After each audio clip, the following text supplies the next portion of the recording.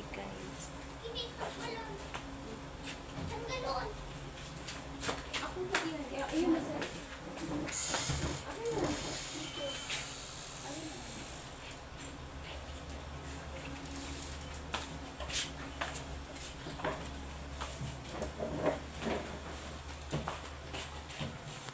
So, andito na kami sa bilihan ng tubig, guys. Kasama ko nga pala ang aking anak na bunso, si Nicole. Diyan kami bumibili ng tubig, guys.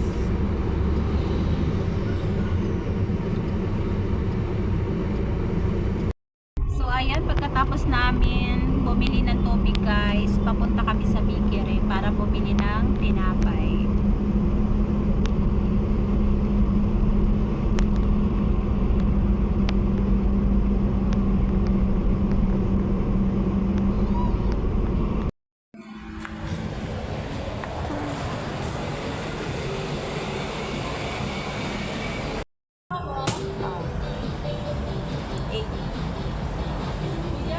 So, ayan ang favorite kong tinapay, cinnamon.